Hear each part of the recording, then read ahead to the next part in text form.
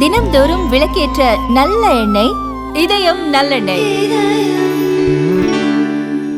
பட்டியல் சமூகத்தினருக்கான 17% இடஒதுக்கீட்டை 3ஆக பிரிக்க கர்நாடக அமைச்சரவை ஒப்புதல் அளித்துள்ளது. அதன்படி பட்டியலின வலதுசாரிகள், பட்டியலின இடதுசாரிகள், மற்ற பட்டியலின ஜாதியினர் என 3 உட்பிரிவுகளாக பிரிக்கப்பட்டுள்ளன.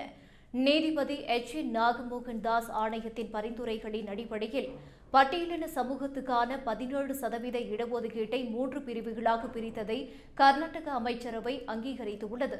அமைச்சரவை ஒப்புதல் அளித்ததன் அடிப்படையில் பட்டியல் ஜாதியினருக்கான 17% இடஒதுக்கீட்டில் பட்டியலின வலதுசாரிகளுக்கு 6% உள்ஒதுக்கீடு, பட்டியலின இடதுசாரிகளுக்கு 6% உள்ஒதுக்கீடு மற்றும் லம்பானி, போவி, கோர்மா, கோச்சா போன்ற பட்டியல் ஜாதிகளுக்கு 5% உள்ஒதுக்கீடு என 3ஆக பிரிக்கப்பட்டுள்ளது.